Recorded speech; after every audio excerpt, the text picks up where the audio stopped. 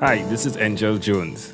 I love great conversations where life's journey is communicated not only through words, but tones and emotions.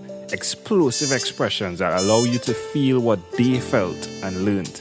A fool learns only from his own mistake, while the wise learn from their own and from those others have made. Thanks for being here with us.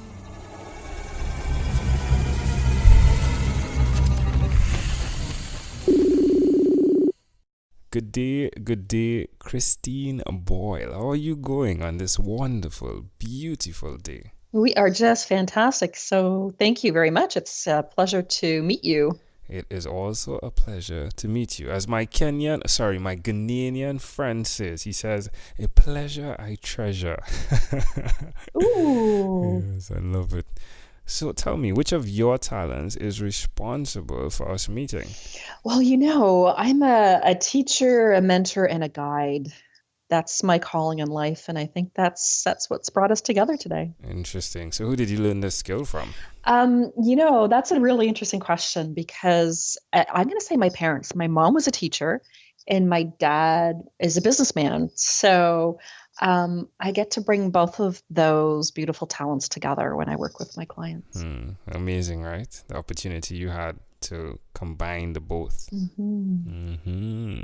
So why will you continue to repeat this skill? Oh, because I love it. I love people. I love working with people. I'm so curious about what makes them tick and what's not working in their world that I can maybe bring some of my skills and knowledge and help them out with. Which brings us to your business, right? In terms of what you offer. Yeah. Tell us more. I'm a little different. And I say that tongue in cheek because I'm very humble. But I have a lot of, 20 years corporate executive experience and building business as well. And so that's my toolkit around, structure. But when I work with my clients, I also have these fantastic skills as being trained by one of the foremost training coaching institutes in the world. So I have this beautiful skill of being able to work with people. So when people say, "What do you do?" I said, "Well, I work with people from the inside out." And they just look at me and "What does that mean?" And I said, "Well, with my beautiful life coaching skills, I get to work with you, the person, what's going on in between your ears, in your heart, in your head. As that's the inside of you. We work really hard to get that stabilized and into focus and under control. And then we get to do the exciting things about exploring your unlimited potential. And that could be in the business world or it could be at home with your family." Wonderful. Share with me one other thing that you've done consistently over the past 3 years. Oh, I think I'm a lifelong learner. Over the last 3 years, I've entered my 20th year as an Aboriginal healer. I earned my second degree Reiki. I completed 2 years of study with the Coaches Training Institute to get my beautiful certification. So I'm going to say, consistently over the last 3 years, I am growing and developing who I am as a person. Amazing. How does that make you feel? I love it so much.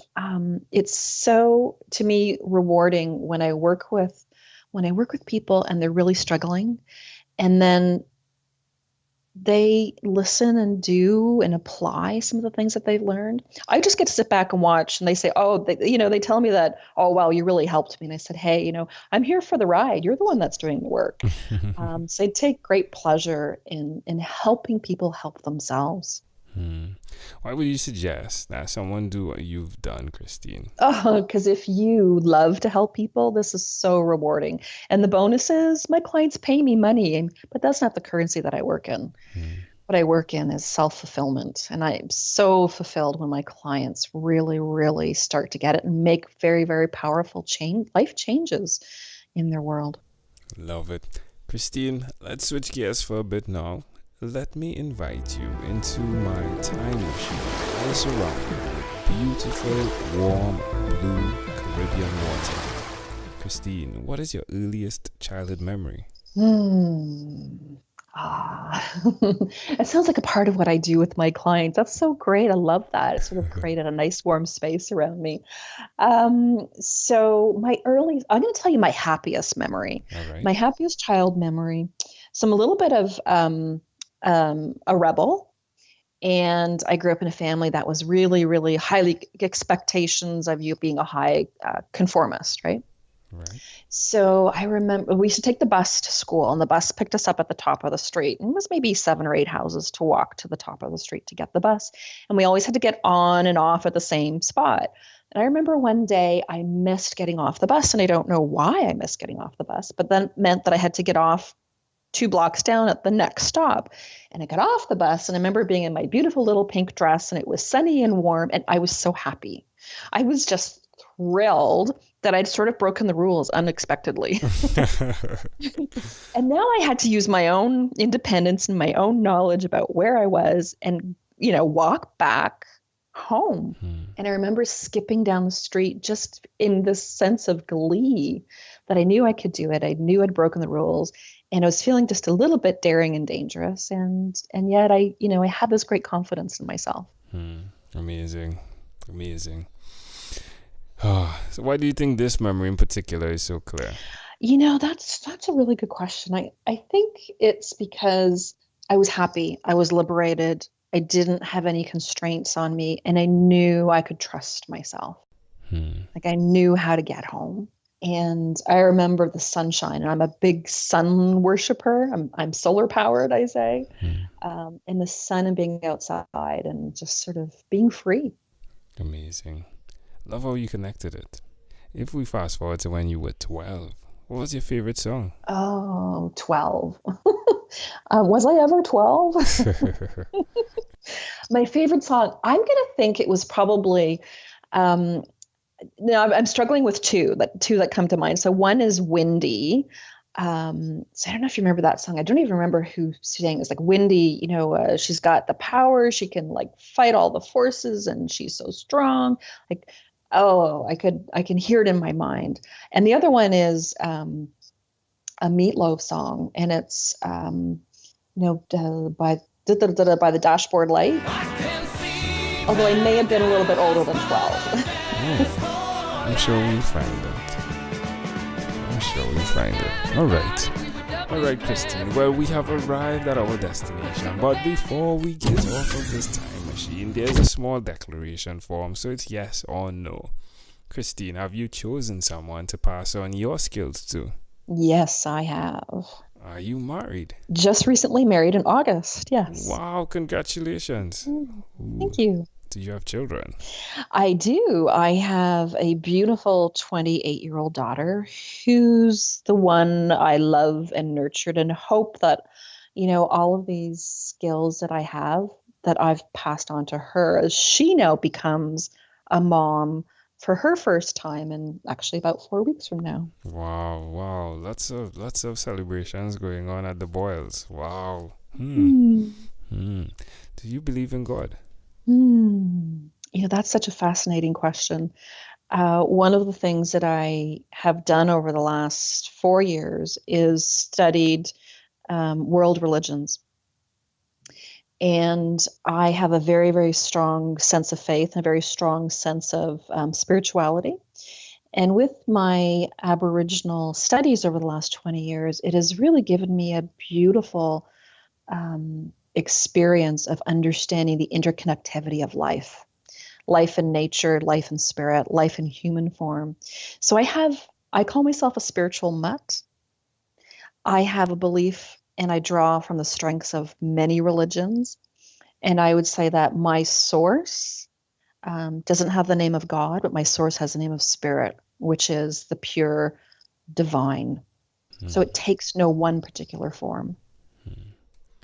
Do you have an inner circle of friends? Oh, you bet.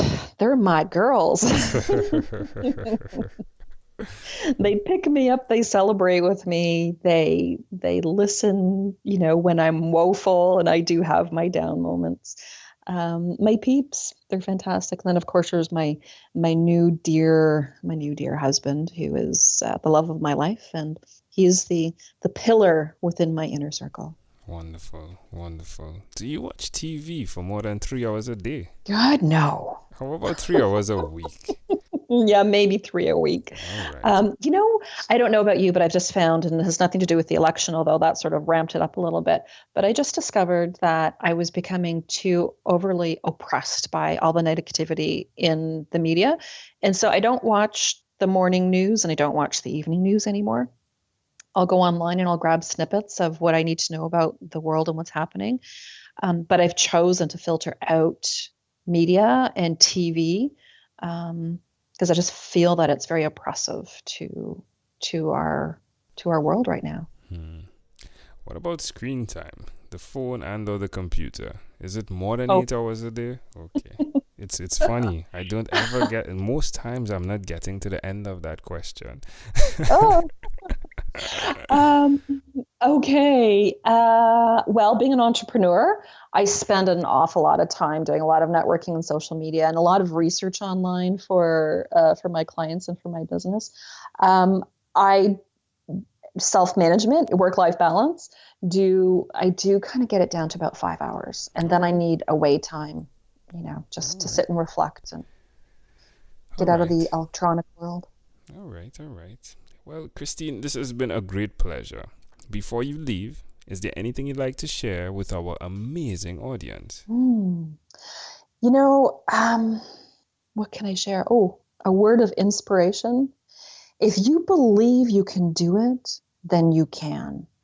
If you need somebody to help you get there, use them, tap them on the shoulder. Can be your neighbor, can be your mom, can be one of your peeps. But if you have a dream, reach out and grab it, because that dream is exactly what it is that needs to happen next in your life. Love it. Christine Boyle, thank you for being on 12-Minute Convos with Angel Jones. It has been my pleasure to speak with you. Thank you so much. Amazing audience, before you leave, there's one person I'd like to introduce you to, Amanda Jones. She is my wife, and her passion is to educate, encourage, and empower. Hi, I'm Amanda Jones, and I'm a registered nurse. Do you or someone you know have diabetes? According to the International Diabetes Federation, in 2015 worldwide, 415 million people were living with diabetes. Just as that figure is overwhelming, so too can the effects of diabetes be. So, to help simplify diabetes for both adult and child, I've used rhymes in my books, The ABCs of Diabetes for Children and Poems for Patients, A Focus on Diabetes. At its simplest, rhymes help us to remember. If you, a child or friend, want an easy, reader-friendly way to know about diabetes, then get a copy of these books. For more details, you can go to poemsbyaj.com. That's poemsbyaj.com.